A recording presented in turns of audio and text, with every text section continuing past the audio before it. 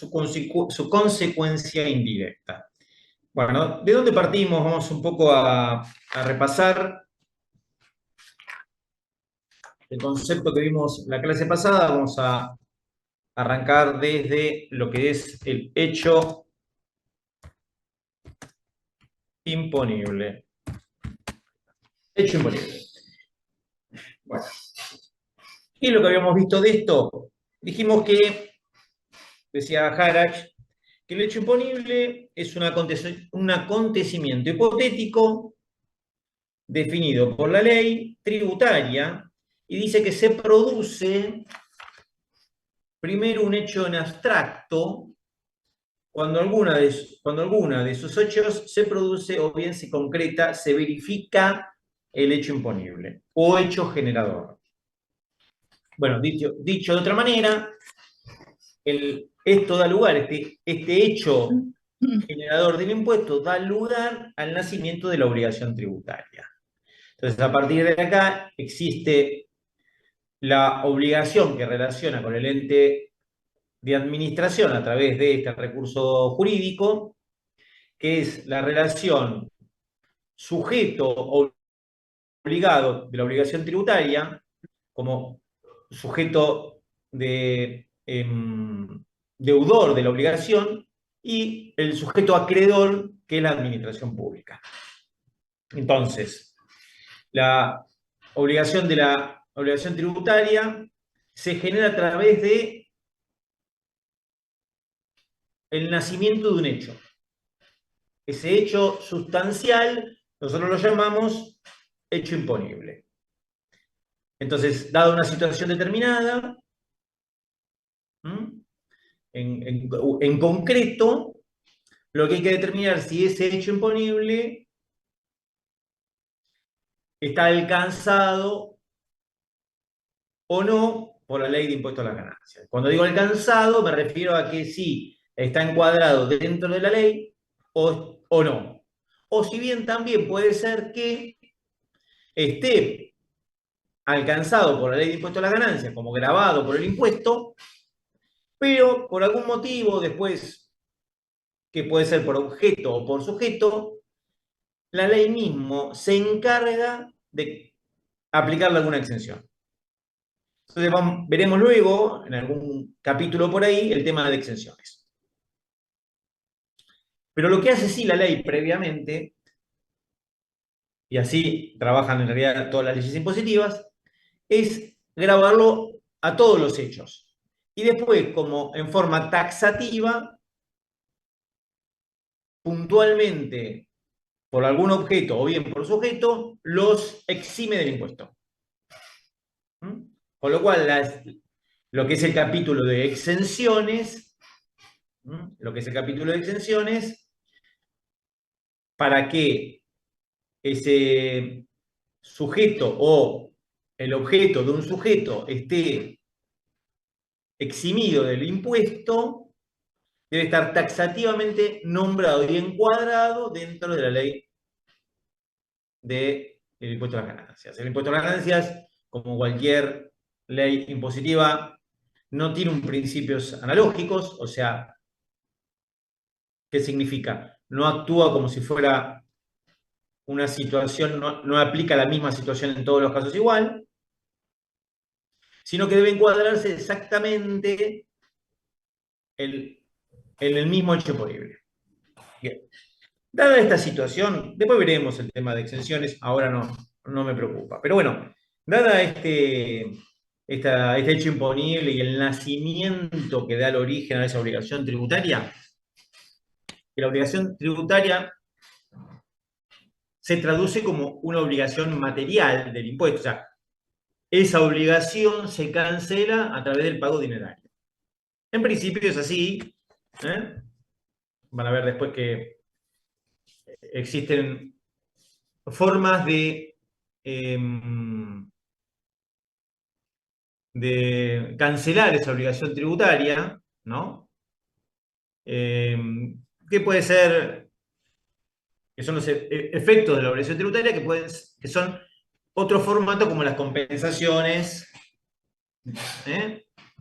si da lugar, las compensaciones de impuestos, o también la reimputación de pagos en el caso de que haya habido algún pago en exceso. Entonces se utiliza como la reimputación de ese pago al pago que hice en exceso, al pago faltante.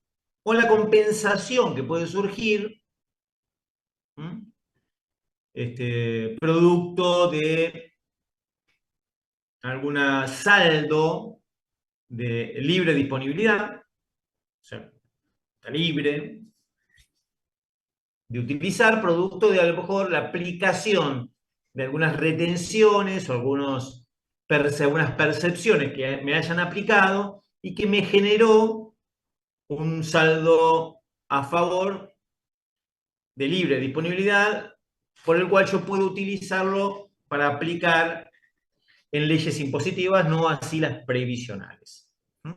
O sea, si yo tengo un saldo producto, por ejemplo, de una retención que me aplicó un cliente en IVA, ese saldo y me dio a favor, ese saldo, como es de libre disponibilidad, puedo cancelar esa obligación tributaria en ganancias.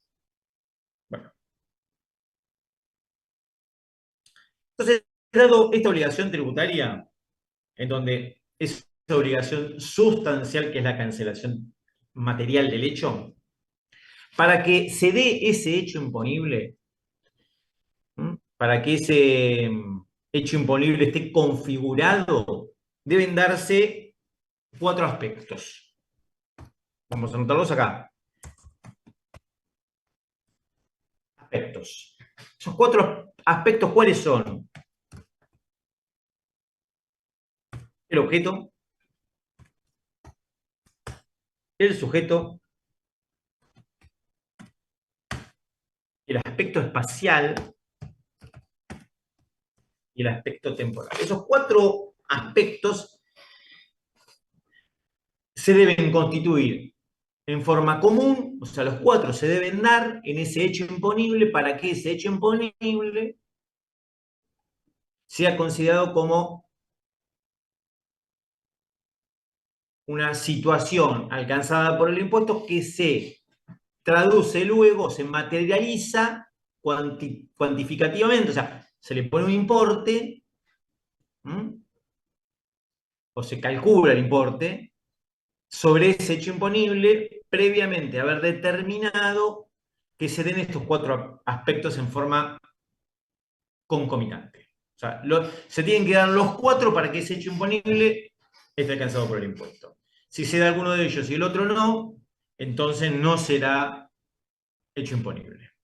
Entonces, por ejemplo, si el objeto, dada una determinada situación, el objeto está dentro del impuesto a las ganancias, pero el aspecto temporal, o sea, el momento en que se graba, es otro, en ese periodo fiscal, lo que nosotros llamamos el aspecto temporal, en ese periodo fiscal, no estaría grabado sino en otro periodo fiscal. Con lo cual, estos aspectos, ¿qué refieren? ¿A qué refiere el objeto? El objeto refiere básicamente a qué es lo que graba. Entonces, responde a qué se graba. ¿A qué se graba? El otro aspecto, que es el aspecto del sujeto, responde a quién.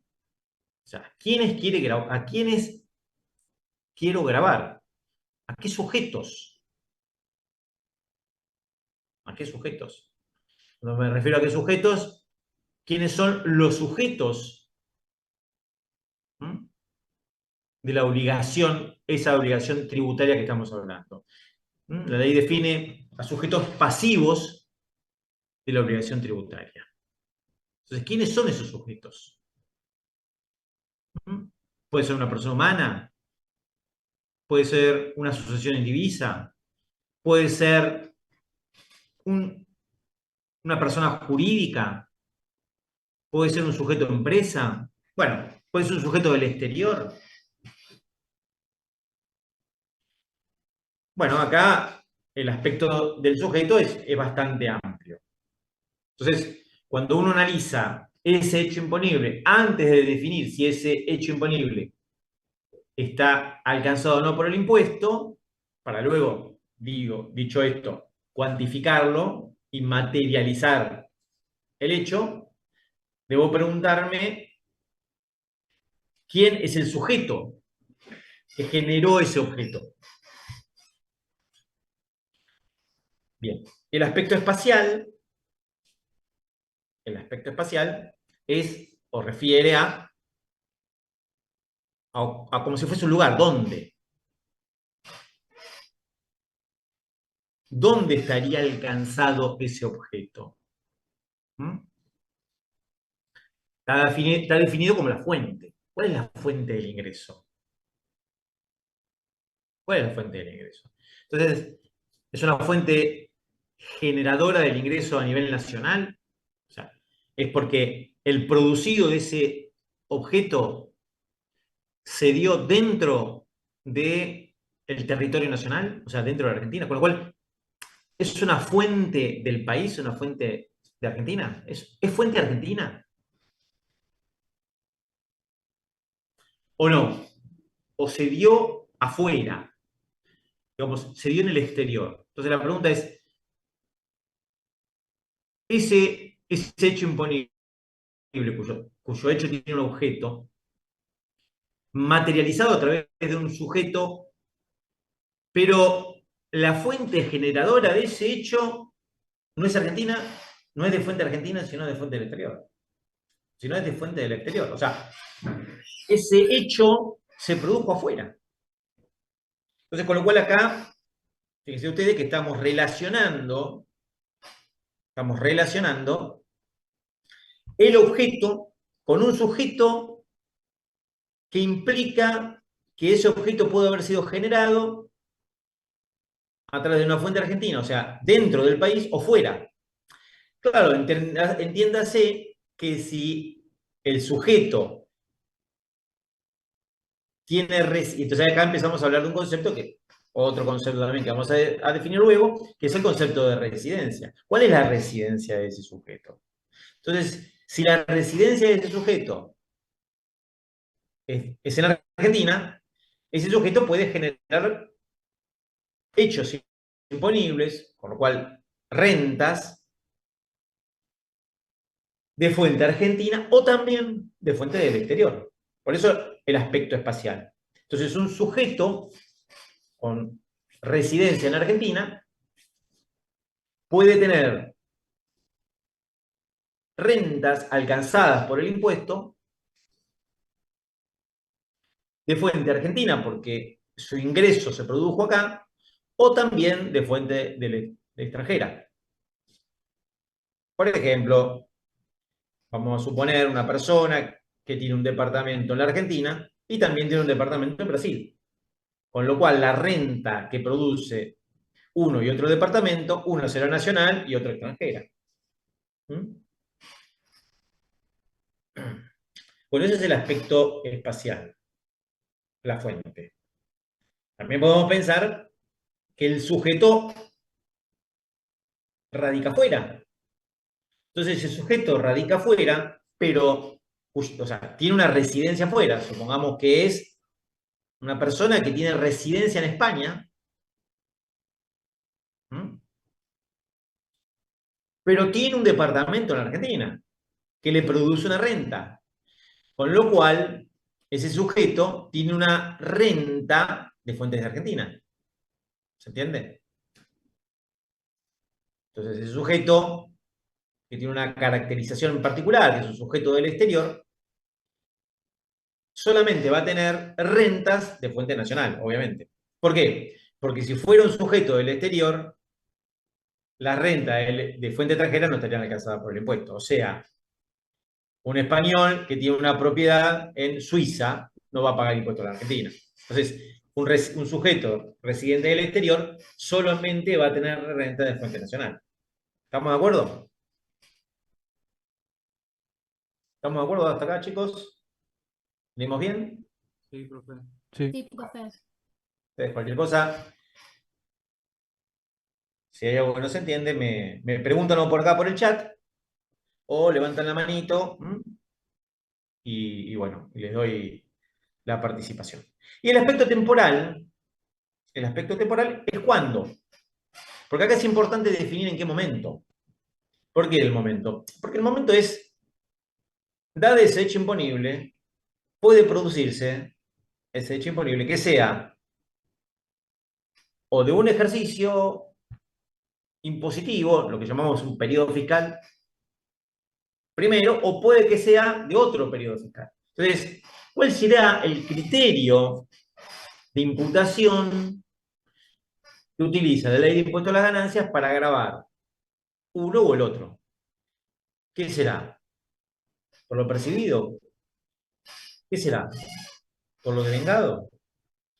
Entiéndase cuando se devenga o cuando se percibe. Bueno, temas de que también veremos pronto, el tema de criterio de imputación. Bueno, estos 4 aspectos, vuelvo a insistir, que se dan en forma conjunta, define si ese hecho imponible está alcanzado o no por la ley de impuesto a las ganancias. ¿Qué vamos a ver nosotros, digamos, acá en adelante? Estos aspectos. Vamos a ir definiendo estos aspectos para ver de qué tratan cada uno de estos aspectos.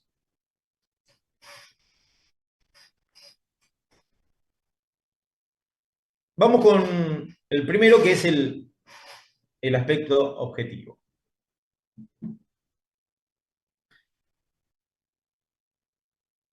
Cuando hablamos del aspecto objetivo, ¿sí? A ver si puedo acá compartirles, no sé si tienen ustedes a mano la ley de impuesto a las ganancias, pero vamos a ver.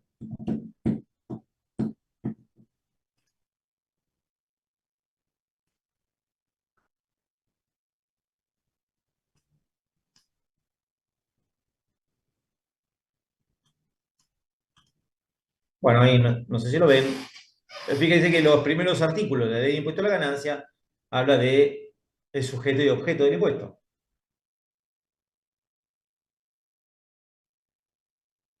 Entonces, claro, cuando hablamos de objeto, arrancamos con el artículo 1. Y el artículo 1 dice que todas las ganancias obtenidas por personas humanas, jurídicas o demás sujetos indicados en esta ley, con lo cual está diciendo, bueno, mirá, hay personas humanas, jurídicas y hay otros sujetos, quedan alcanzados por el impuesto de emergencia prevista en esta norma. También agrega que las sucesiones indivisas, o sea, acá ya está metiendo otro sujeto, dice, son contribuyentes conforme al artículo 36. O sea, lo que está diciendo es, existe otro sujeto llamado sucesiones indivisas, según el artículo 36. Bueno, veremos después cómo se desarrolla esto del sujeto para ver qué dice respecto a la sucesión indivisa. ¿Cuál será el tratamiento en una sucesión indivisa para que la ley lo determine como contribuyente? Como contribuyente de hecho, y quién será el contribuyente de derecho. Bueno, los sujetos a que se refiere, dice el artículo 1, ¿no? Siguiente párrafo. Los sujetos a que se refieren los párrafos anteriores, residentes en el país, ven que están hablando de residencia, habla de sujetos que residen en el país, tributan sobre la totalidad de sus ganancias obtenidas en el país o en el exterior. ¿Ven? Acá está definiendo esto del aspecto espacial. Fuente, del país o del exterior. Pudiendo computar como pago cuenta del impuesto de esta ley las sumas efectivamente abonadas por los impuestos análogos. O sea, lo que está diciendo es, lo que vos pagaste en el exterior, en concepto de impuesto a la ganancia, lo podés tomar como pago cuenta cuando vos declares en el impuesto de fuente extranjera eso que vos pagaste en el exterior. Bueno, hasta el límite de incremento de la obligación tributaria. Esto hay un ejercicio en práctica que lo van a ver hasta dónde puedo yo tomarlo como pago cuenta. Pero ese el límite hasta el incremento de la obligación, ¿no? Entonces, si yo pagué en concepto de impuesto a las ganancias en el Brasil, porque tenía el departamento un impuesto, yo eso, cuando acá en Argentina tengo que definir las dos fuentes, podés tomar como pago a cuenta en esa fuente extranjera eso que pagué en Brasil. Y después dice que los no residentes, el otro párrafo aparte, los no residentes tributan, ¿ven? Los no residentes, o sea, aquel que no reside en Argentina, tributan exclusivamente sobre su ganancia de fuente argentina. Es lo que yo decía. Si un español que tiene un departamento acá, paga solamente sobre la fuente argentina. Estos no residentes están previstos en el título 5, que son los sujetos del exterior. Ahora bien,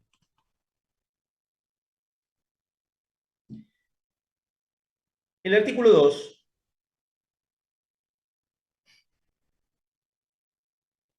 define un poco el sujeto. Y vamos a leer solamente el primer párrafo cuando dice: a los efectos de esta ley son ganancias sin perjuicio de lo dispuesto especialmente en cada categoría y aun cuando no se indique en ellas, y da estos considerandos, estos ítems, del 1 al 5. Bueno, entonces acá hay que hacer un parate. Te dice, ¿qué son ganancias? Y hay que hacer un parate porque acá hay un temita entre el primer inciso y el segundo. Entonces lo que hace la ley es decirte, es ganancia, y uno entiende que, bueno, es ganancia tal cosa. Sí. Importante, paréntesis aparte, esto de sin perjuicio de lo dispuesto especialmente en cada categoría. Es como que van a ver luego que hay categorías, que en esas categorías agrupadas, son 4 categorías agrupadas por conceptos, definen ganancias. ¿Qué podría ser una renta? ¿O qué sería una renta? Entonces lo que te dice acá el artículo 2 dice, bueno, es ganancia todo esto que está en el artículo 2, sin perjuicio de lo dispuesto especialmente en cada categoría. Y aún cuando no se indique en una de ellas, o sea, lo que te dice es, si están en esa categoría, eso ya es ganancia. Si ese hecho imponible está dentro de esa categoría, eso es ganancia, punto. Y si no está ahí adentro, en esa categoría, es ganancia esto que está acá, lo que está en el artículo 2. Por eso dice, nuevamente, a los efectos de esta ley, dice el artículo 2, son ganancias sin perjuicio de lo dispuesto especialmente en cada categoría y aún cuando no se indique en ellas. Lo que te dice es, nuevamente, si está dentro de las categorías, veremos cuáles son las categorías y qué dice cada categoría respecto a esas ganancias. Si están ahí adentro, ya es ganancia, ya es hecho imponible ganancia. Pero si no estuviera ahí adentro, lo que habría que ver es esto del artículo 2. A ver qué define como ganancia.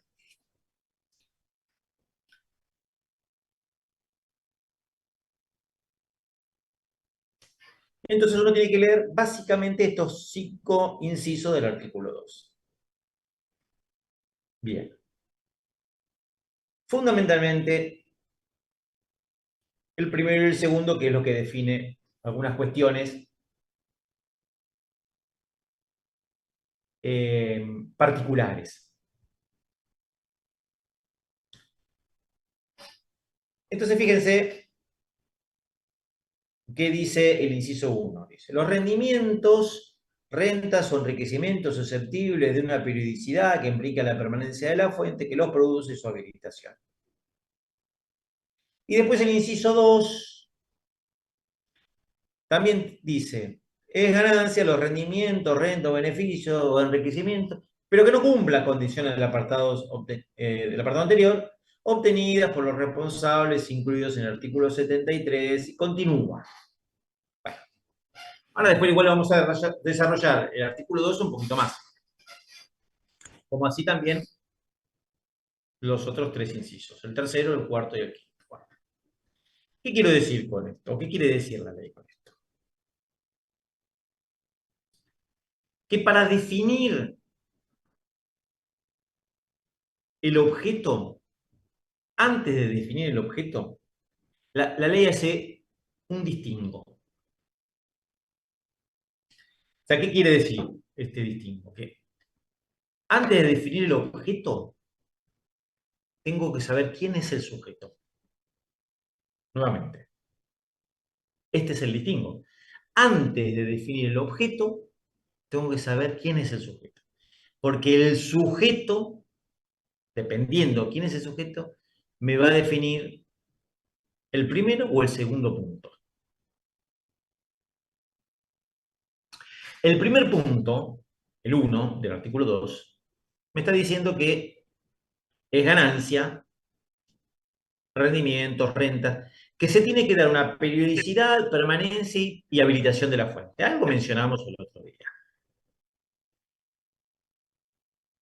Y el segundo punto dice, si no se cumple con lo anterior, sería ganancia también todo aquello, no importa que que no se dé la periodicidad o la permanencia o la habilitación de la fuente, es ganancia por el solo hecho que sea obtenido por alguno de los responsables del artículo 73. O cualquier tipo que involucra sociedades empresas de explotación comercial. ¿Alguien preguntó algo? Ah.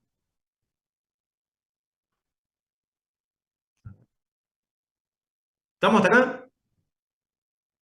Bueno, sigamos. Sí, profe. Vamos a seguir un poquito. Vamos a volver. Pensé que alguien había preguntado algo.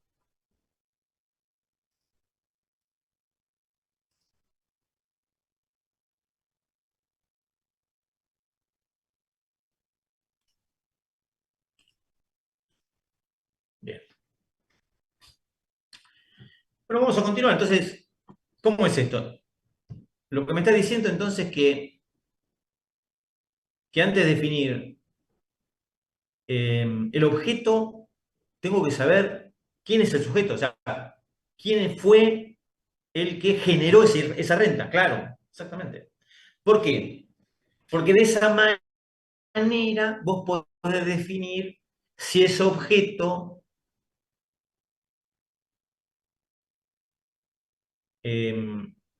está alcanzado o no por la ley de impuesto a las ganancias. A ver, lo que te dice el inciso 1, te dice que hay una renta que será renta para la ley de impuesto a la ganancia si existe en forma congruente la periodicidad, la permanencia y la habilitación de la fuente. Si se dan estas tres cuestiones en conjunto.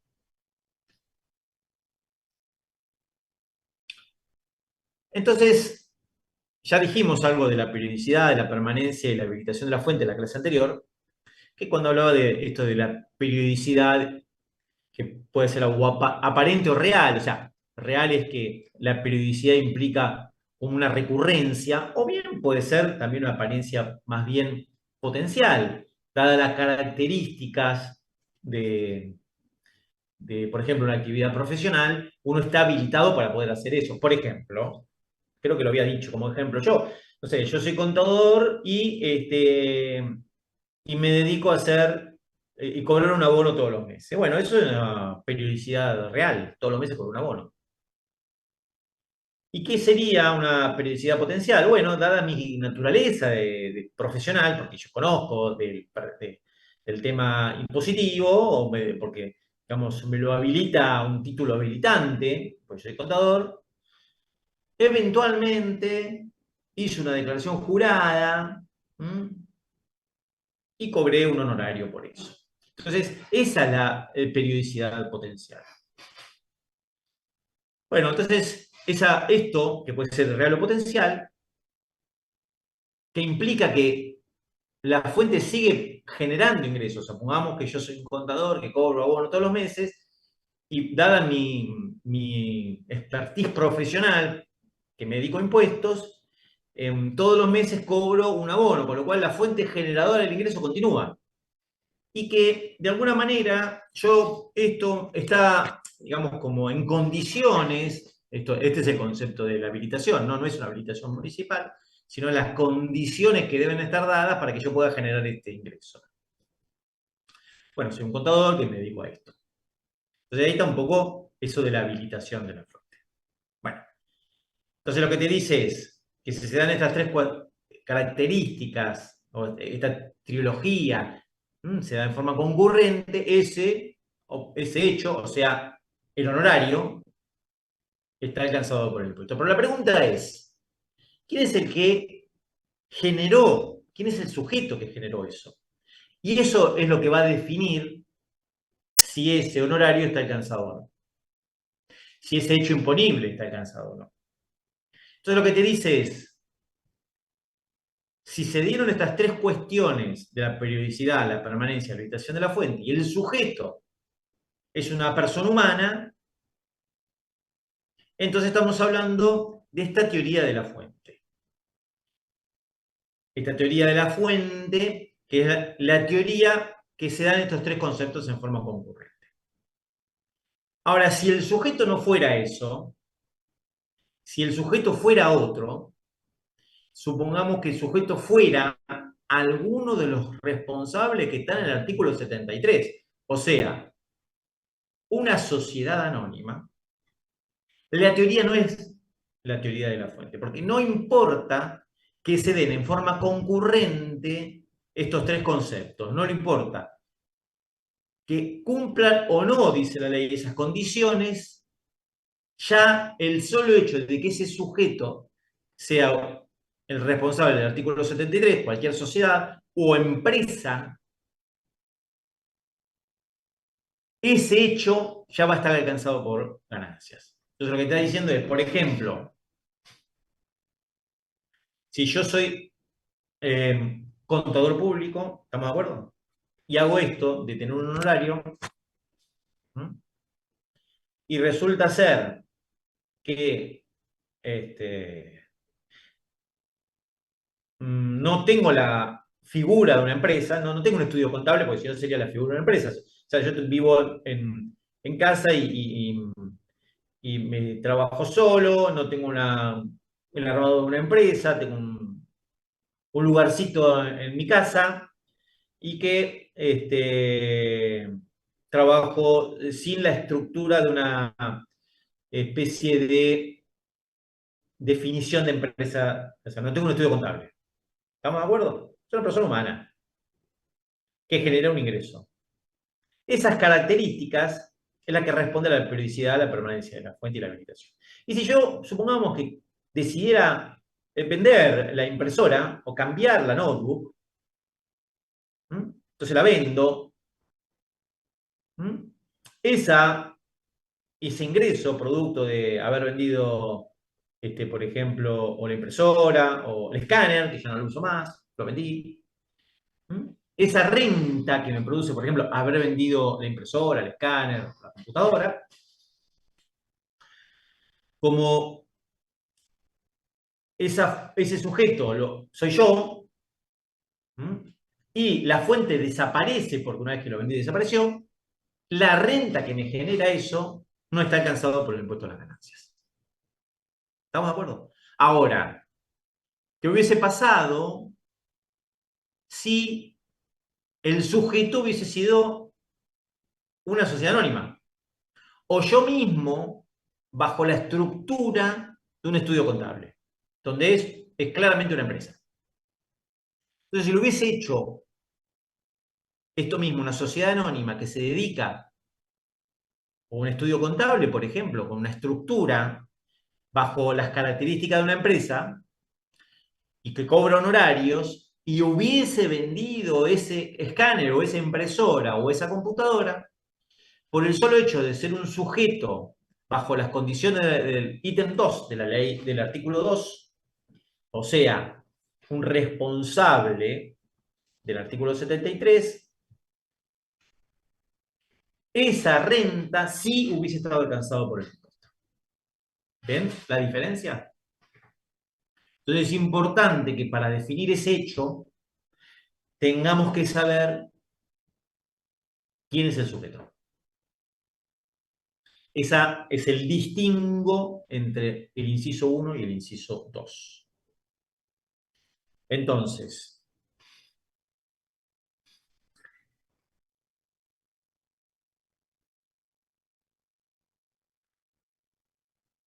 si la persona es una persona humana o una sucesión indivisa que desarrolla una actividad grabada, un oficio o una profesión liberal, para estos sujetos responde el apartado 1.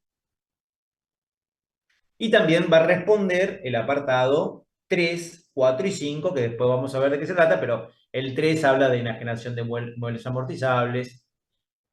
Ven, dice, cualquiera sea el sujeto que los obtenga, con lo cual, si bien no entra por el ítem 1, sí entraría por el 3.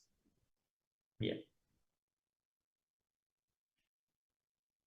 Los resultados del 4, resultado de enajenación de cualquier valor representativo de un fondo financiero, cualquiera sea el sujeto que lo obtenga, o los resultados de la venta de enajenación de inmueble o transferencia de un inmueble, cualquiera sea el sujeto. Con lo cual, lo que está diciendo que no entra por el 1, sino entrará por el 3 en el caso de que yo venda esa impresora, cualquiera sea el sujeto. O una persona humana o una persona, o un sujeto empresa. Bien. Entonces, nuevamente, si la persona es una persona humana o una asociación divisa que realiza una actividad grabada o un oficio o una profesión, entrará por el inciso 1. También entra por este inciso lo que dice un poco el inciso 2. Vamos al inciso 2. El inciso 2 te dice que si los rendimientos, rentas, beneficios o enriquecimientos que cumplan o no con las condiciones del apartado anterior, obtenidas por los responsables, incluido en el artículo 73, que estamos hablando de sociedades de capital, sociedades anónimas, SRL, sociedades. Y dice, y todas las que derivan de las demás sociedades o de empresas o explotaciones unipersonales. O sea, todas las empresas, un responsable inscrito que tiene empleados, que tiene un local, que tiene las características propias de una empresa. Aunque sea unipersonal. Todo eso va por la teoría del balance.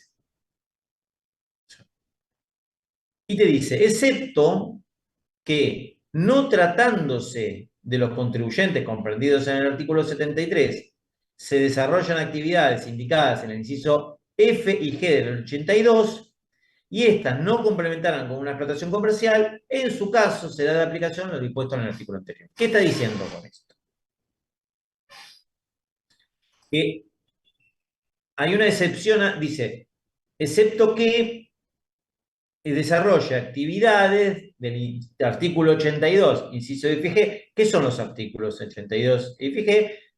Es profesiones liberales o auxiliares de comercio. Entonces lo que te dice es, si una persona humana desarrolla una actividad que no complementa con una explotación comercial, vamos a esto entonces, ¿cuál sería el caso?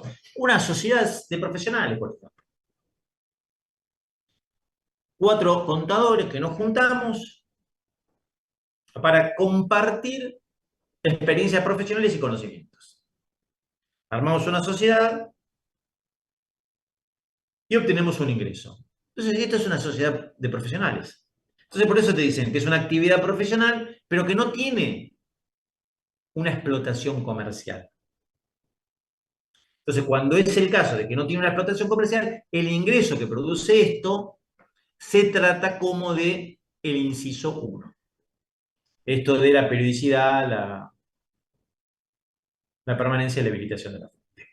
Ahora bien, si tuviera la intención de una explotación comercial, o sea, nos juntamos, pero para generar una renta, producto de ofrecemos servicios profesionales,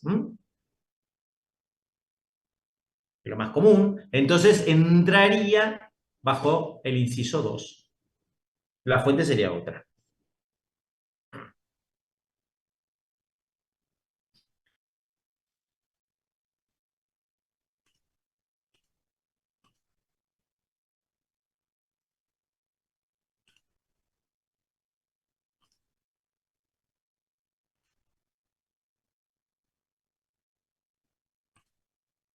ver, acá.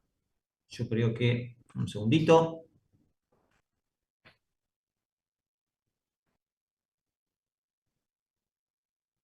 Hay un fallo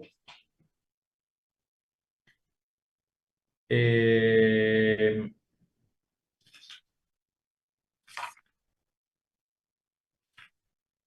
de la Corte Supremo Paracha Jorge del noviembre del 2011. A ver si.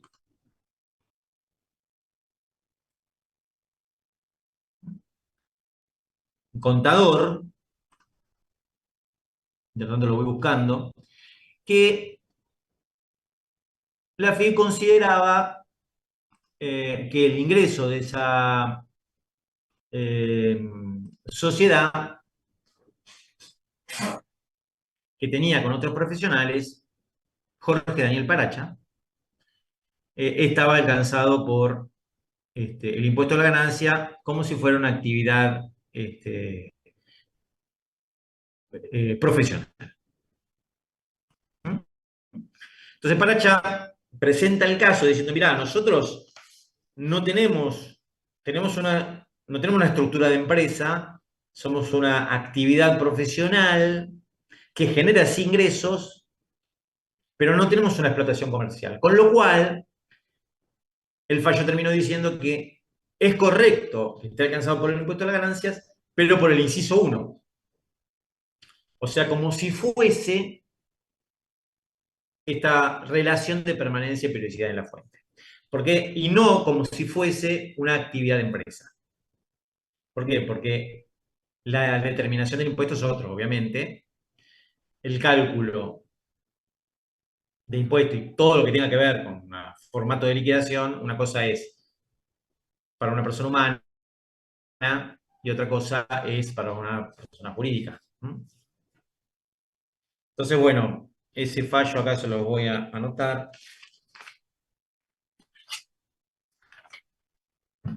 El fallo de corte.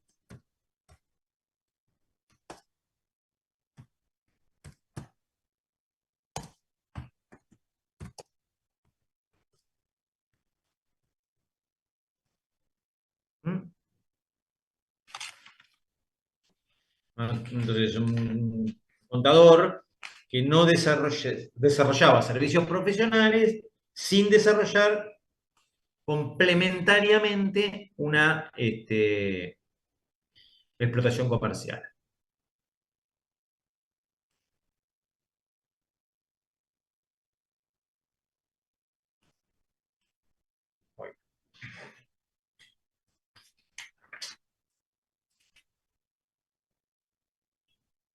Entonces, ¿estamos de acuerdo hasta acá? Ahora sí, nuevamente, volviendo un poco a esto al origen, del artículo 2 dice que los efectos de esta ley son ganancias sin perjuicio de lo que dice cada categoría y aun cuando no se indiquen en ellas, dice, los rendimientos, rentas u enriquecimientos susceptibles de una periodicidad que implica la permanencia de la fuente que los produce y su habilitación.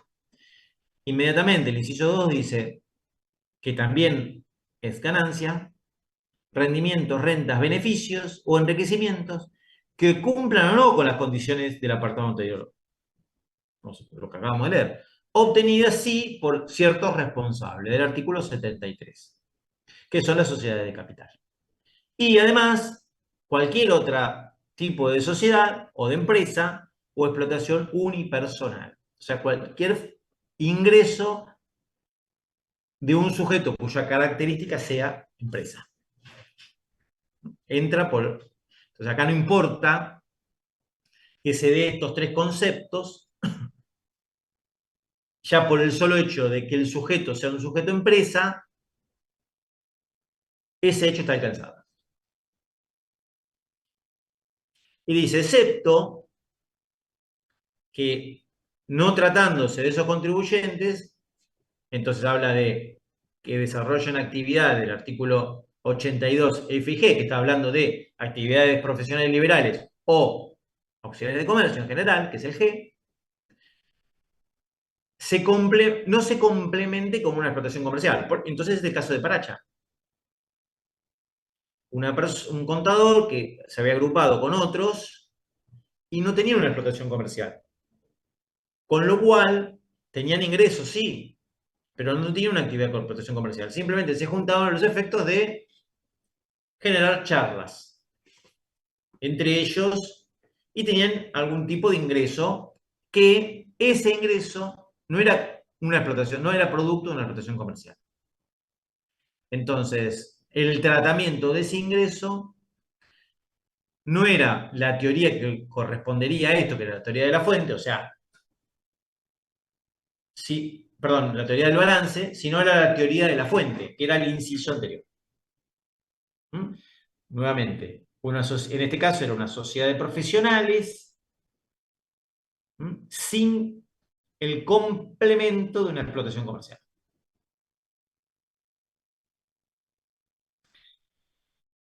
Las categorías a las que se refiere el artículo 2, especialmente cada categoría, entonces son 4. El artículo 44, que habla de renta del suelo, todo lo producido producto de lo que genera, digamos, la tierra, que vamos a ver después de qué se trata. Esto también, en la medida que vayamos metiéndonos en cada uno de estos aspectos que van a formar parte de la configuración del hecho imponible, tenemos que hablar de cada categoría. Que esto obviamente se va a dar pronto en las próximas clases. Bueno, entonces, artículo 44 les decía, renta del suelo, 48, renta de capitales, el 53, renta de empresas, y el 82, la renta de trabajo en relación de dependencia y profesiones liberales, que es la cuarta categoría. Ahí están las 4. El artículo 44, categoría 1, el artículo 48, categoría 2, el artículo 53, categoría 3, y el artículo 82, categoría 4. ¿Estamos de acuerdo? Yo no me voy a meter ahora en eso, porque ya lo vamos a ver y vamos a desarrollar cada una de las categorías. Como verán, las rentas definidas en cada una de esas categorías agrupa conceptos similares. Entonces, por el solo hecho de estar en una de esas categorías mencionado ese hecho, ya eso es renta agravada. Si no lo tuviera nombrado, ahí, lo que habría que ver es ir por este lado, por el artículo 2. Si ese rendimiento es periódico, es permanente o está habilitado, depende de quién lo genere, o si lo genera alguien del artículo 73, ya estaría grabado. Bien. También menciona otras rentas el artículo 2. Y te dice, los resultados provenientes de la generación de bien mueble amortizable, o sea, y cualquiera sea el sujeto que lo obtenga, con lo cual acá te cambia un poco la historia. Entonces, cualquier venta de un bien mueble amortizable, cualquiera sea el sujeto que lo tenga, está grabado por el impuesto de la ganancia. Bueno, ¿qué es un bien mueble amortizable? Aquel bien que tengo afectada la actividad, obvio. Entonces, esto que yo les decía, si yo soy contador independiente, estoy en mi casa y vendo la impresora, que trabajo con la impresora, o el escáner, lo vendo, cualquiera sea el sujeto, yo persona humana, la venta de ese escáner, que es un bien mueble amortizable, porque la amortización de eso la fui deduciendo de mi declaración de impuesto a las ganancias, está alcanzado por el impuesto a las ganancias, la venta de ese bien. Obviamente, a ver, cuando hablamos de bien mueble amortizable, son aquellos bienes que están afectados a mi actividad mi actividad, digamos, ¿no? O sea, si yo vendo la heladera de mi casa, no es ningún bien mueble amortizable. Sí es un bien mueble, pero no es amortizable.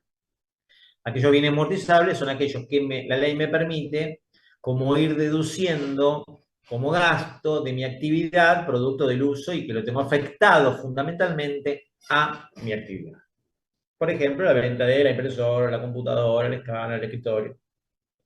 Cualquiera sea el sujeto que lo sostenga. Con lo cual, lo que yo les decía a ustedes, bueno, yo estoy en mi casa y vendo el escáner, pero no tengo un estudio contable. ¿Mm? Y la venta del escáner no entra por el inciso 1, porque esa renta no es periódica, no es permanente, porque se agota la fuente de ingreso. Una vez que lo vendí. Entonces no entra por el inciso 1. Pero, entonces yo les decía, no, eso no es renta. Y hasta acá nomás, momento. Sí termina siendo renta, porque lograba el inciso 3, que es el resultado proveniente de un bien mueble amortizable. ¿Estamos de acuerdo? ¿Estamos de acuerdo? Insisto, para que sea un bien mueble amortizable tiene que estar afectado a mi tarea o a mi actividad, ¿no? ¿Qué más? El inciso 4. El inciso 4.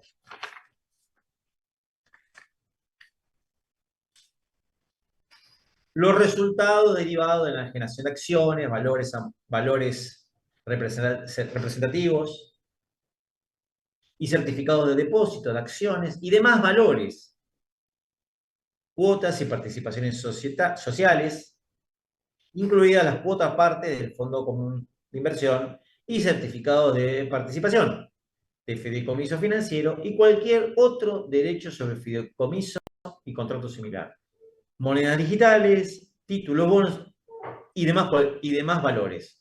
Bueno, al decir demás valores, está diciendo todo lo demás. O sea, cualquier renta financiera, cualquiera sea el sujeto que lo sostenga. ¿Estamos? Bueno, entonces, el resultado de la venta de una acción, compré acciones por interbanking del Banco Santander y entonces tengo una renta de un fondo común de inversión. Bueno, eso, cualquiera sea el sujeto, está alcanzado por el impuesto a las ganancias. En lo que la modalidad de declaración jurada para estos casos es en forma cedular. Entonces, no lo mete dentro de la declaración jurada general, como podría ser lo anterior, sino que tenés que declararlo dentro del impuesto de ganancias en forma cedular. Entonces, cuando uno declara el impuesto a las ganancias de un cliente, tenés que ver qué renta tiene. Y si tiene una renta producto de esto, el impuesto se declara de forma diferente, de forma cedular. Por eso que no solamente la declaración jurada en forma general, sino también en forma cedular. Concretamente, si uno se mete en la página de ARCA, ahora, por ejemplo, que hoy habilitaron los aplicativos, lo habilitaron hoy, cosa que nunca pasaba, siempre habilitaban el aplicativo 3 días antes, entonces terminaban prorrogando el impuesto. Si uno se mete en el aplicativo, entra por la ley de impuesto a las ganancias y liquida el impuesto, y también si tiene esa persona humana o jurídica, tiene ingresos, la persona humana tiene ingresos en forma de una representación, qué sé yo, un bono, ¿m? Entonces tenemos que entrar por el otro sistema también y ahí declarar esos ingresos, que es la parte cedular. Sí, a ver si me guardan un segundito, a ver si puedo mostrarles.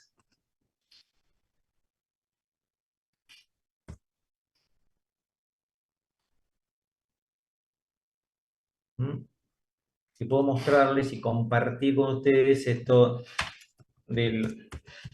más que el acceso para que lo vean, porque a veces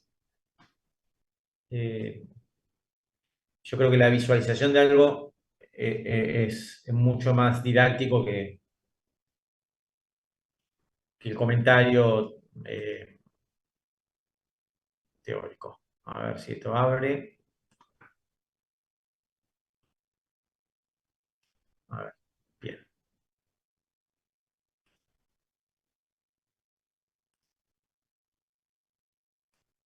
Ahí está, ¿ven?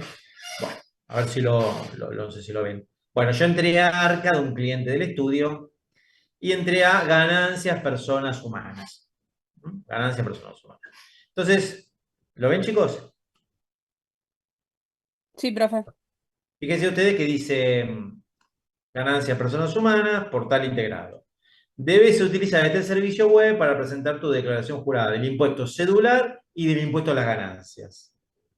Entonces, fíjate que te muestra, ven que dice el impuesto cedular, rendimiento, una generación de valores. Entonces, vos tenés que entrar acá donde dice declarar y declarar ahí esto que estamos viendo del inciso 4. ¿Estamos de acuerdo?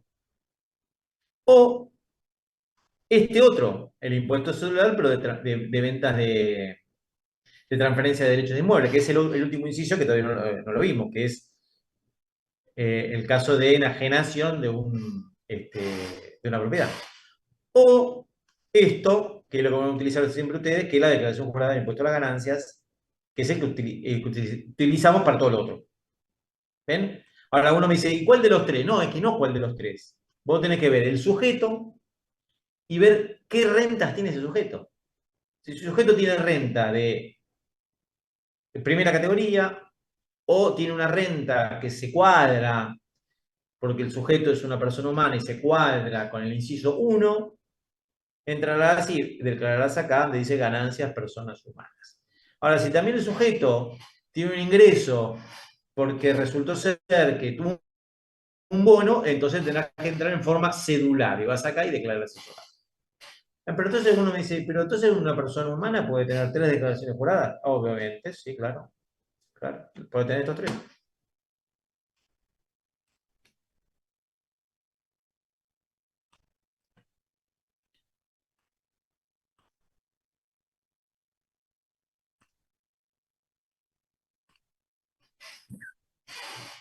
¿Ven? Entonces lo que te dice esto es esa en forma cedular. Y este último, el 5, que los resultados derivados de una generación de inmuebles, el otro sistema cedular, que yo les acabo de mostrar.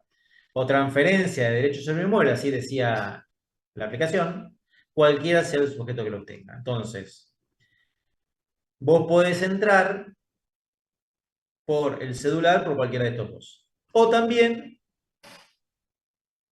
el otro que va a ser el sistema general. ¿Sí? Lo que tiene que el cedular no deduce cargas de familia, no deduce ganancia mínima presunta, o sea, las deducciones no son directos, por eso que es cedular. Es la renta directo y no te permite deducir conceptos como ganancia mínima imponible, carga de familia, deducciones especiales, eso no. Que sí, lo que sería la ganancia de persona humana, el impuesto general, ¿no? Bien.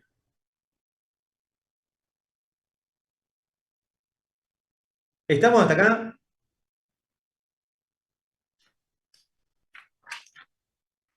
¿Mm? Ahora bien,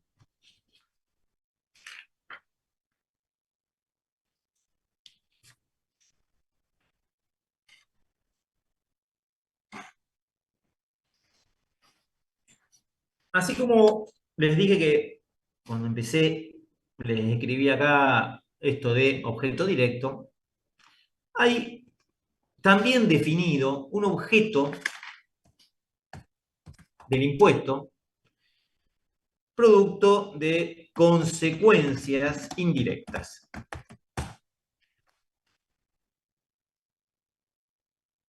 Entonces, son como otras hipótesis de la determinación del impuesto. a través de objetos producto de una consecuencia indirecta. Vamos concretamente al decreto reglamentario, el artículo 8 del decreto reglamentario.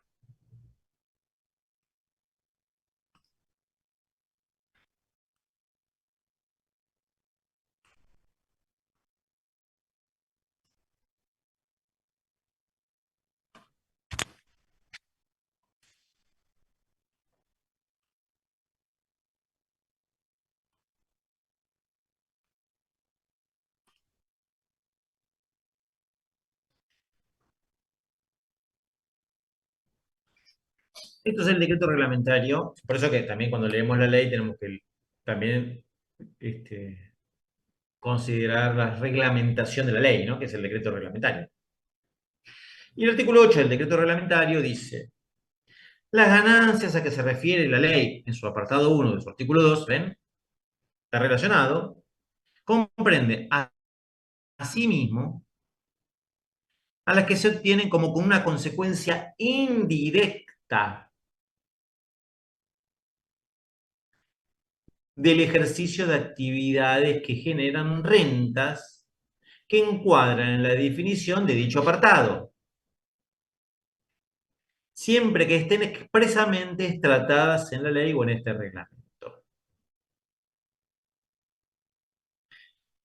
Las sociedades y empresas o explotaciones unipersonales mencionadas en el apartado 2 del artículo citado son las incluidas en los incisos B, C, D y el artículo 53, que es tercera categoría, y en su último párrafo, en tanto no proceda a su respecto la exclusión que contempla el artículo 126 de este decreto reglamentario, el último párrafo. Bueno, pero vamos a el artículo 8, primer párrafo.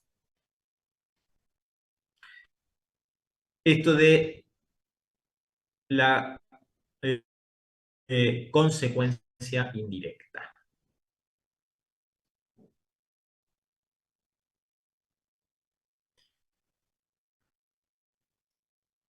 Nuevamente, las ganancias a que se refiere la ley en el apartado 1 de su artículo 2 comprenden asimismo a las que se obtienen como una consecuencia indirecta del ejercicio de actividades que generan rentas que encuadran en la definición de dicho apartado, siempre que estén expresamente tratados en la ley. Entonces, artículo 185 del decreto reglamentario, voy a ponerlo acá.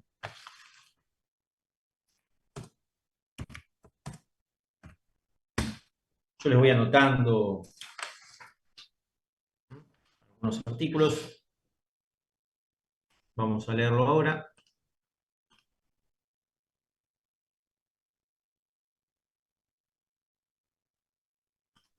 Y vamos al artículo 185 del decreto reglamentario, porque la ley dice que expresamente que estén mencionados en la ley. Perfecto. Y lo menciona el decreto reglamentario, esta consecuencia indirecta del artículo 185. Entonces, el artículo 85 dice cancelación de créditos. Cancelación de créditos. Y te dice que los beneficios obtenidos a raíz de la transferencia de bienes recibidos en cancelación de créditos originados por el ejercicio de una actividad comprendida en el inciso F y G del artículo 82 de la ley, nuevamente, profesiones liberales, auxiliares de comercio, constituyen ganancias generadas indirectamente por el ejercicio de estas, comprendidas en el apartado 1 del artículo 2. O sea, te está diciendo, ojo que esto está dentro del apartado 1 del artículo 2, como una consecuencia indirecta. Siempre que entre la fecha de adquisición y de la transferencia no hayan ocurrido más de 2 años. vamos al caso de la cancelación del crédito. Vamos a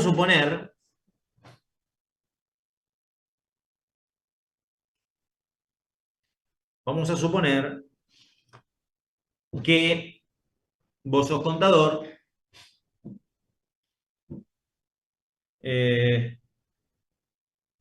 y te pagan, porque sos contador de una constructora, y te pagan el honorario con un departamento.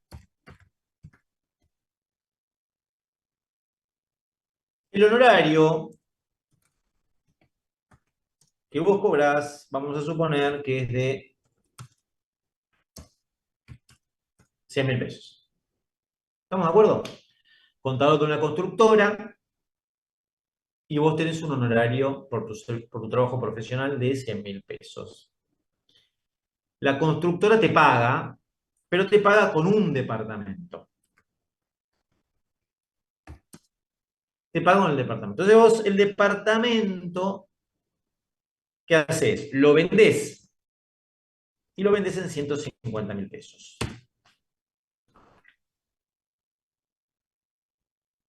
Entonces es una actividad, es una actividad para la cancelación del crédito. El crédito son los 100.000 pesos, que están comprendidos dentro del artículo F, el artículo 82, inciso F.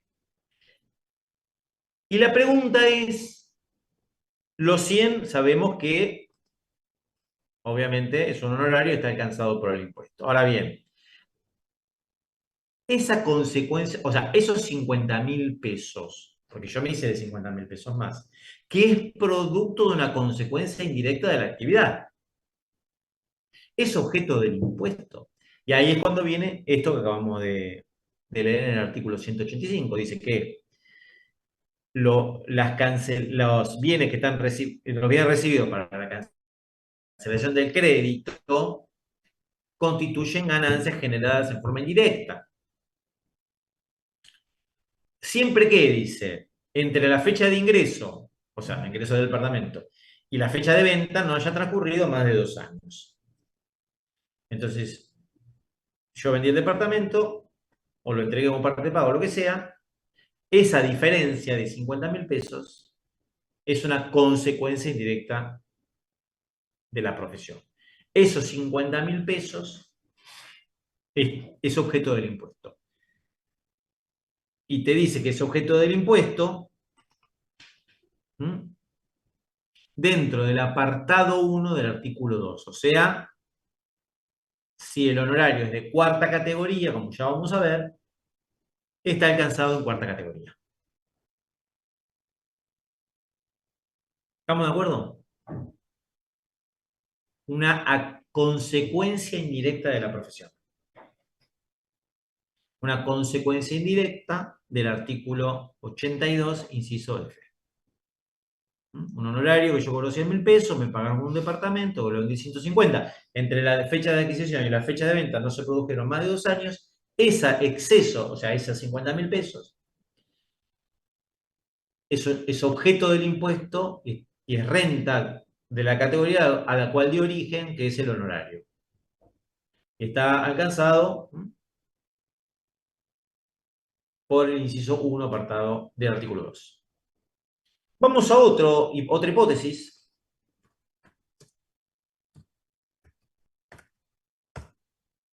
También como consecuencia indirecta.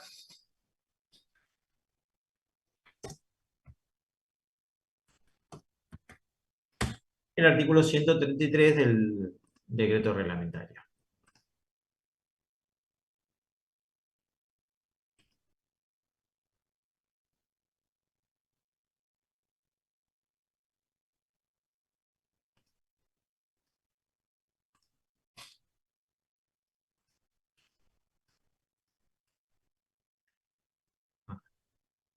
Bien.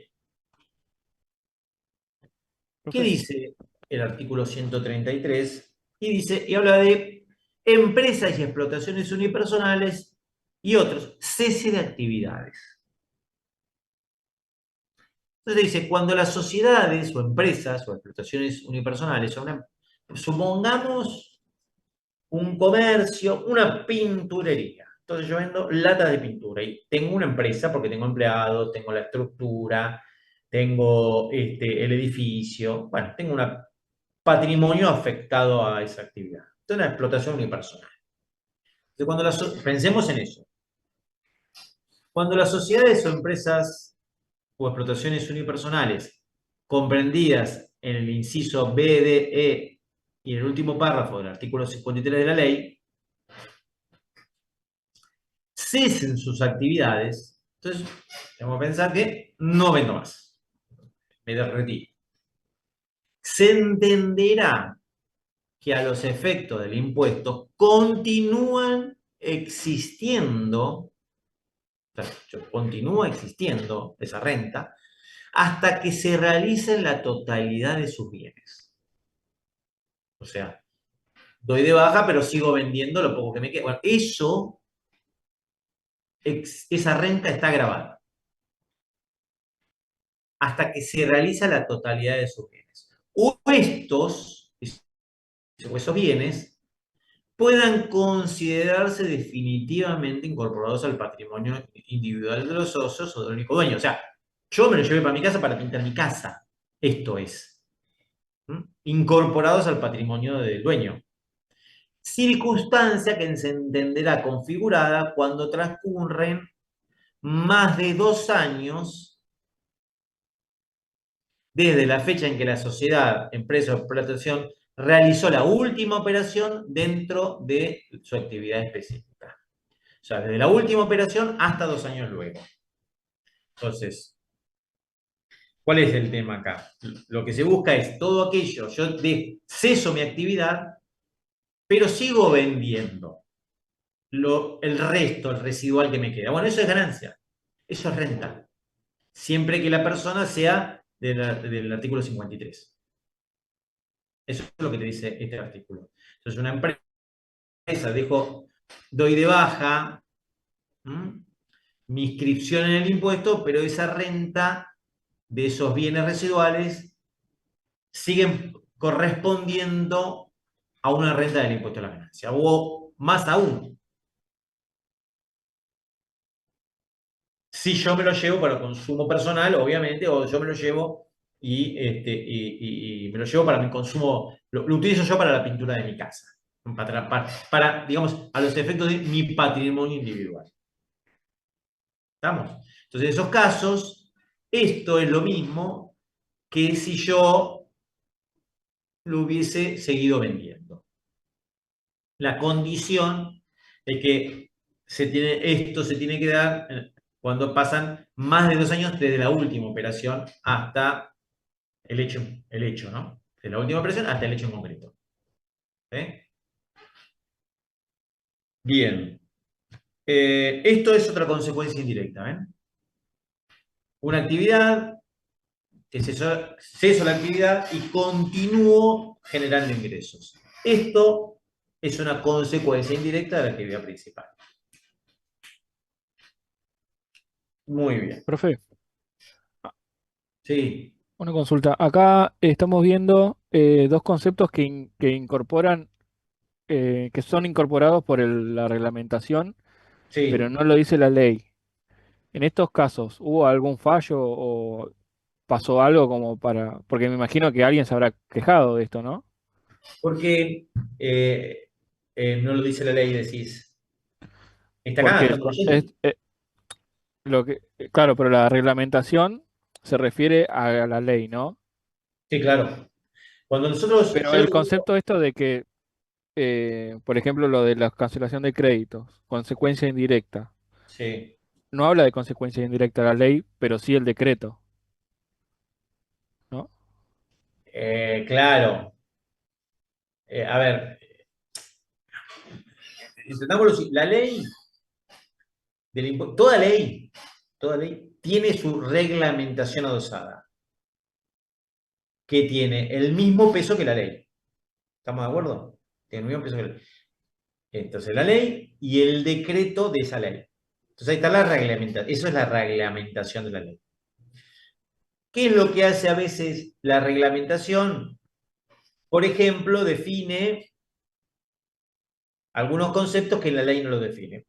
Por ejemplo, cuando hablamos de, recién en el inciso 4, cuando hablamos de valores, dijimos, y demás valores, cuando hablamos de la renta financiera, van a ver ustedes qué es lo que, dónde está definido, qué son los valores, qué se entiende por valores. Entonces la ley, en el decreto reglamentario lo define. Bien. Entonces uno no puede leer exclusivamente la ley sin estar siempre adosado el decreto reglamentario de esa ley. Entonces se lee la ley y el decreto reglamentario. Bien. Lo que dice el decreto reglamentario es que hay una consecuencia indirecta de la actividad. Y una de ellas es esto de la cancelación de los créditos. Bien. Pero no sería el único caso. Por ejemplo, estamos hablando de, en ciertos sujetos, ¿qué pasaría cuando hay un cese de actividad? Entonces, no tiene más la actividad y sigue generando renta. Bueno, eso es una consecuencia del objeto principal. O sea, ya sabemos que una sociedad genera rentas y cualquier renta que genera la sociedad está alcanzada por el impuesto a las ganancias. Ok. Ahora, ¿qué pasa si esa empresa cesa la actividad, da de baja el impuesto y sigue generando renta producto de lo que ya tenía, de los bienes que tenía? Entonces, eso es una consecuencia indirecta del objeto. ¿Se entiende, Walter? No sé si se preguntabas esto. Entonces, el hecho de que vos vendas o incorpores al patrimonio tuyo ese bien que vos estabas vendiendo luego del cese de la actividad, el decreto reglamentario entiende que es una consecuencia de tu actividad principal. Y eso está grabado. Porque si no, uno diría, mira, yo le di de baja la actividad y utilizo los bienes que me quedaron y me los llevo para mi casa, para pintar mi casa. Eso es parte de una renta grabada por el impuesto. Y uno entendería, y no, si vos tuviste un cese de actividad, no tenés mala actividad. Pero la ley entiende que sí, que eso sigue siendo una renta. Ok, entonces lo que es ganancia indirecta, eh, digamos, no es un hecho imponible, un objeto distinto. Digamos, la reglamentación lo que te dice es el mismo objeto, eh, pero Claro, reglamenta cómo, claro, que te dice que es una ganancia indirecta. claro, Es decir, claro. no O genera, no sea, crea algo nuevo, sino que no, reglamenta lo que ya claro, o está. sea, claro, claro, claro. No es que genera como si fuera una liquidación de un impuesto diferente o existiera una liquidación impositiva para este tipo de actividades indirectas. No, lo considera parte del objeto, punto. Ahí termina la historia. O sea, no es que hay un ítem que indica rentas de consecuencias indirectas del objeto. No, no. Lo considera objeto del impuesto, punto. Punto. Y vas a ver que está dentro de la liquidación global del impuesto. ¿Sí? No vas a notar, no vas a ver que dice consecuencia indirecta, no. ¿Por qué? Porque es objeto del impuesto, punto. Eso es lo que dice el decreto reglamentario. Esto es objeto del impuesto, producto de una consecuencia indirecta. Porque es esto mismo, ¿no? Que si se presenta esta situación, si vos imaginate, Walter, que yo voy y te consulto, che, soy contador de una constructora, me pagaron un departamento, lo vendí y me gané 50.000 pesos extras. ¿Esto está alcanzado por el impuesto a la ganancia? Por la venta del inmueble. Por la venta del inmueble. Claro, pues Sí. decís, bueno, pues, en principio decís, bueno, pero las ventas del inmueble están alcanzadas por el impuesto a la ganancia, que recién lo vimos. ¿Ah? Nosotros acabamos de ver el artículo 2 en el inciso 5, que está alcanzado la enajenación de inmuebles por el impuesto a la ganancia. Ok, ahí te lo está definiendo. ¿Sí? Porque si Claro, vos te pero pagaron, vos te y en pagaron un ese, inmueble, el inmueble lo tenés y lo vendiste, listo, ya está. ¿Sí? pero en ese caso, ¿cómo lo muestro? ¿Por el cedular, por la venta de inmueble o No, lo meto no, en en ganancias por cuarta categoría? ahí está, muy buena la pregunta. Ahí está. Ahí está. Muy buena la pregunta. Vos Dale. decís, che, ¿qué es impuesto cedular o se iría cuarta categoría del impuesto de relación de honorarios profesionales? No, ahí está. Como es una consecuencia indirecta del objeto principal, que era el honorario, no va por el impuesto cedular, va por cuarta categoría. O sea, entra por la categoría de la liquidación del impuesto general. No de esto que yo les mostré recién como impuesto cedular. ¿Estamos, Walter? Bueno, sí. Bien, la pregunta es válida, claro. Y esto es muy importante, distinguir una cosa a la otra, porque la liquidación del impuesto es diferente. Porque vos fijate que mientras sea de cuarta categoría y sea del inciso 1, y la liquidación sea general, a vos te permite, ya que el impuesto es personal, te permite, por ejemplo, deducir cargas de familia, cosa que el impuesto cedular no. Entonces, si vos te entrara esos 50.000 pesos como impuesto cedular, no podrías deducir, por ejemplo, si tienes un hijo, si tuvieras un hijo, o tu cónyuge, no lo podrías deducir. Pero si entra por la cuarta categoría, sí. Entonces, esto también es muy importante tenerlo en cuenta porque una mala liquidación del impuesto perjudica o al contribuyente de tu cliente o puede perjudicar al fisco también. ¿Estamos de acuerdo? Entonces, esta identificación de si es de alguna categoría o entra por el cedular. ¿Estamos de acuerdo?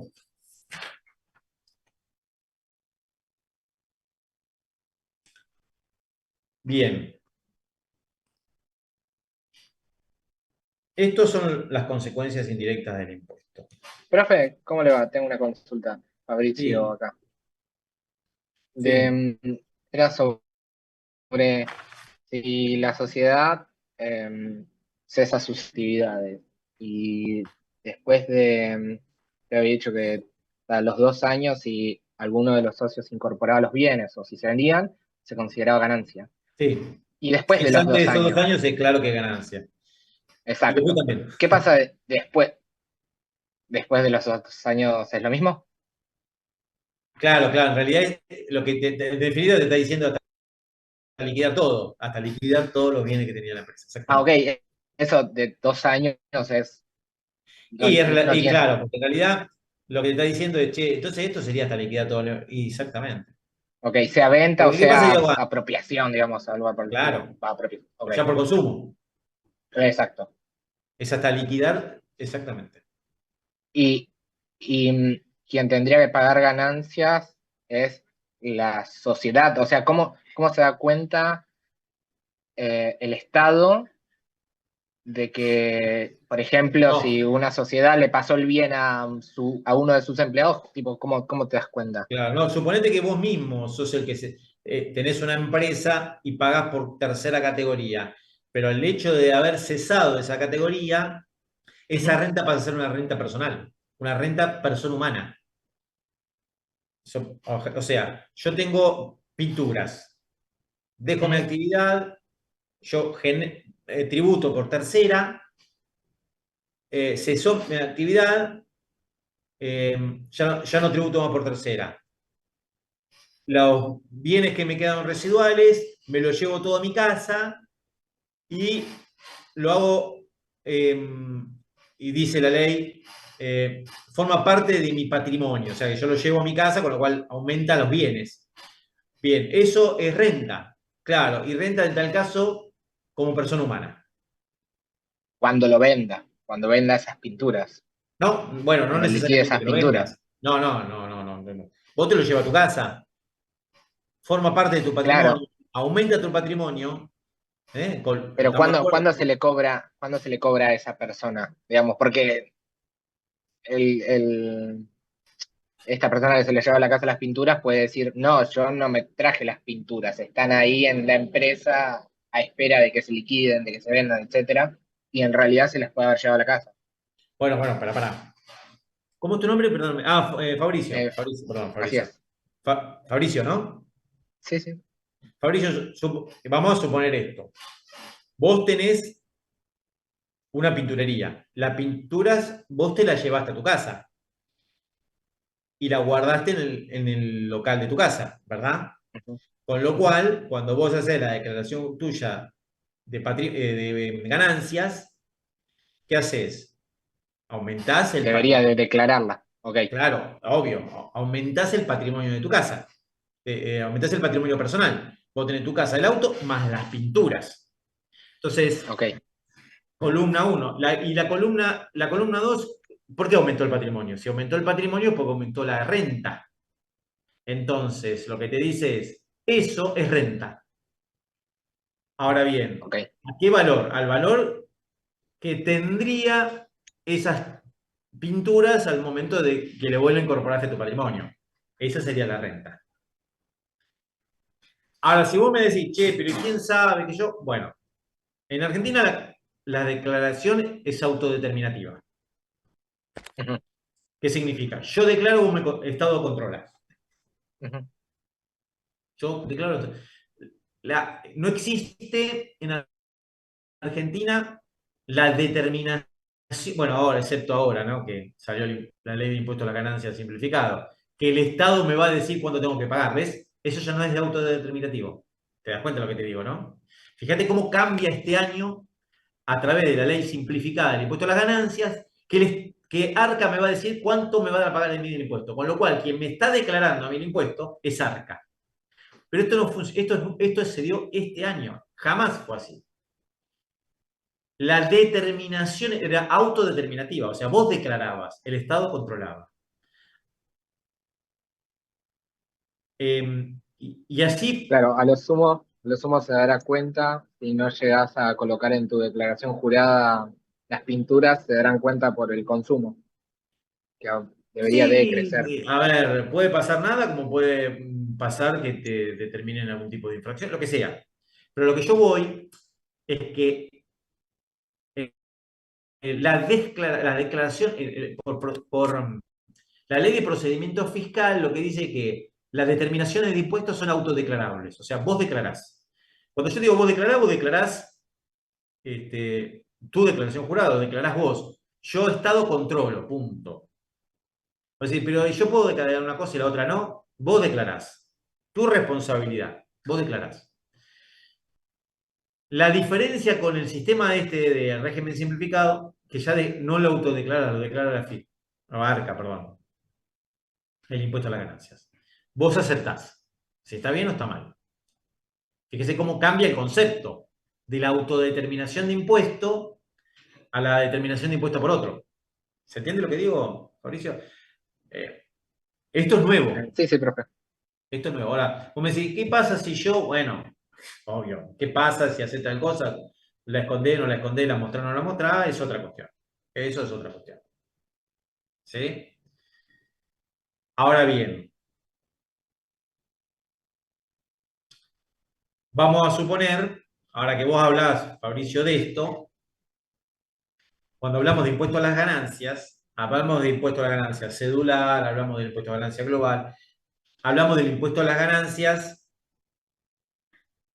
del beneficiario del exterior, aquellos que están afuera. Pero también no hablamos de otro tipo de impuesto a las ganancias que tiene que ver con las salidas no documentadas. Impuesto a las ganancias sobre las salidas no documentadas. Que eso está dentro de la ley de impuesto a las ganancias. ¿Cómo? Salidas no documentadas. Claro, esto que vos me decís, Fabricio, por ejemplo, que yo vendí bienes y no facturé. ¿Puede pasar? Claro. Entonces vos tenés la salida de un bien o al revés, un gasto que no está documentado.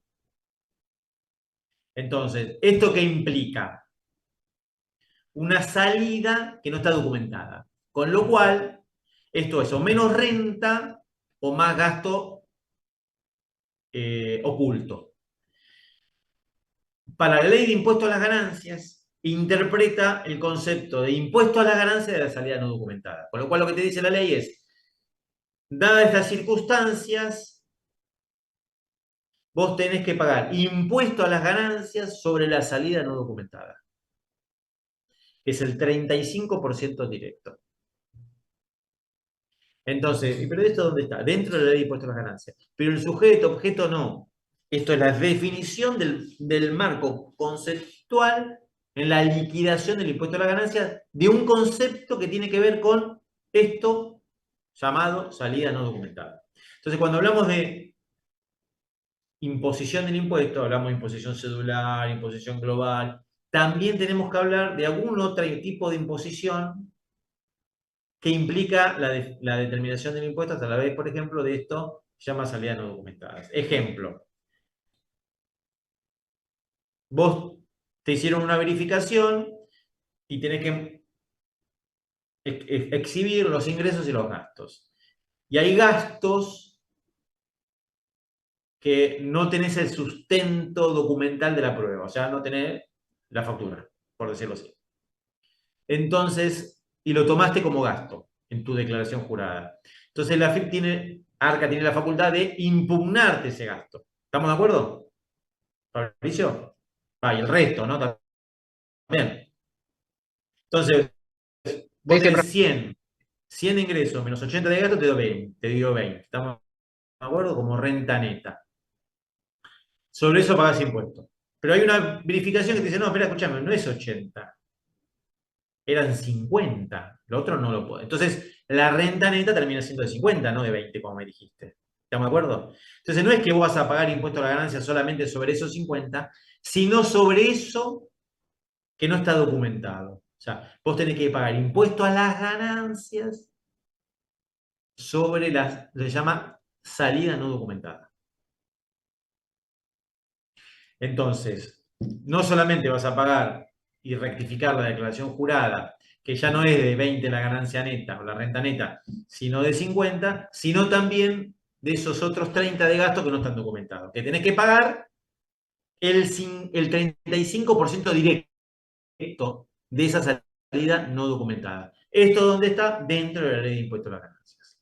Entonces, cuando hablamos aquella vuelta del formato de imposición del impuesto, cuando hablamos de impuesto cedular, impuesto global, y también el impuesto a la salida no documentada. Es otra tipología, otro formato de cálculo del impuesto sobre estos conceptos. ¿Estamos? ¿Se entiende lo que digo?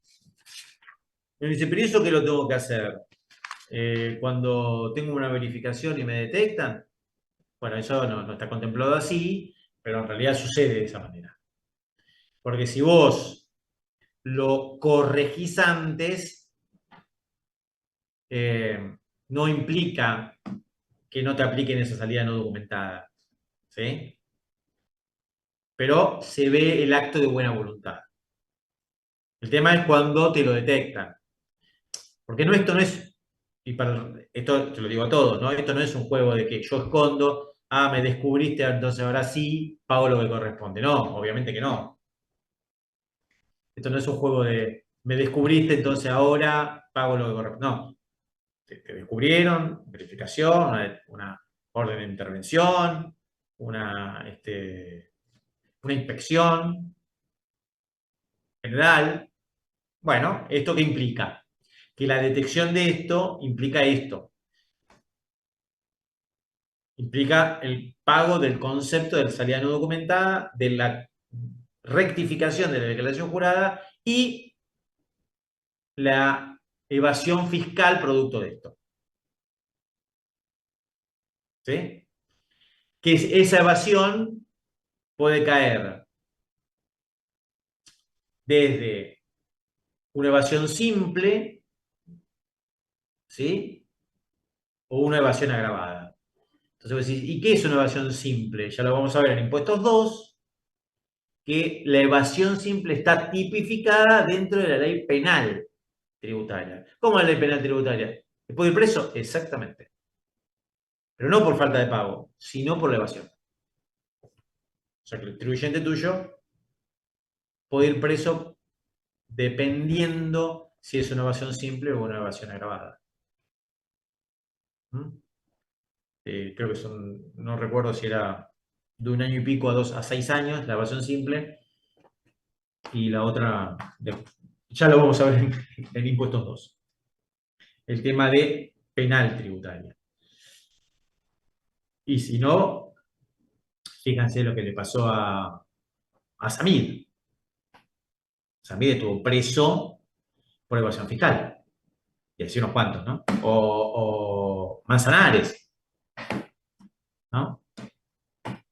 Bueno, ¿estamos de acuerdo hasta acá? Sí, profe.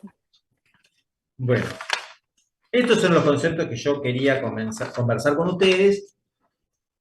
Esto le vamos a seguir dando vuelta al tema porque tenemos que seguir hablando de cómo configurar el hecho imponible. Entonces ya hablamos de objeto, hablamos algo de sujeto, tenemos que seguir hablando de sujeto, tenemos que hablar luego de los otros dos conceptos que hacen el hecho imponible, el aspecto temporal, espacial, y también tenemos que hablar luego de las categorías porque me interesa también a ver cuáles son las categorías que definen también al hecho imponible. Bueno.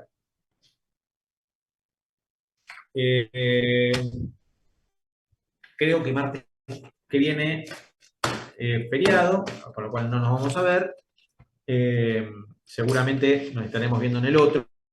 Yo les voy a mandar si va a ser virtual o presencial la semana de... Sería esto 27, ¿no? No. 24, 31 sería. 24 de feriado, 31. Bueno, yo les voy a mandar. Estimo que va a ser virtual también. Pero bueno, quiero ver también cómo viene el tema de paros y esas cuestiones universitarias. ¿Vamos? Bueno, yo hasta acá llego, me quedo un rato más por si alguno tiene alguna duda en particular. Si no, nos vemos la clase que viene. Lo de tributación 2, ¿están por acá?